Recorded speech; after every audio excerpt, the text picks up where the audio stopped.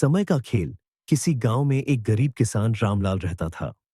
रामलाल ईमानदार और मेहनती था, लेकिन फिर भी उसकी जिंदगी गरीबी में ही कट रही थी। उसकी मेहनत के बावजूद भी उसे सफलता नहीं मिलती थी। वह हमेशा सोचता कि उसकी किस्मत ने उसका साथ नहीं दिया। एक दिन रामलाल को जंगल में एक साधु मिला। साधु ने रामलाल की परेशानी पूछी। रामलाल ने अपनी सारी समस्याएं साधु को बताईं।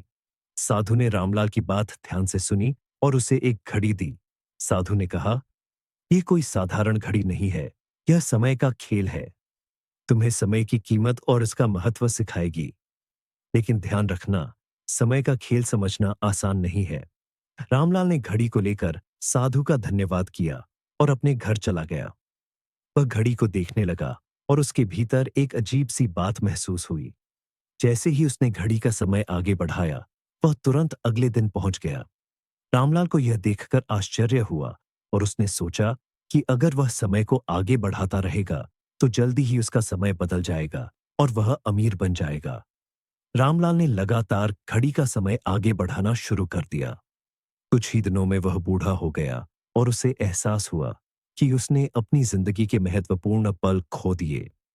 उसने घड़ी को पीछे करने की कोशिश की, लेकिन अब घड़ी उसके बस में नहीं थी।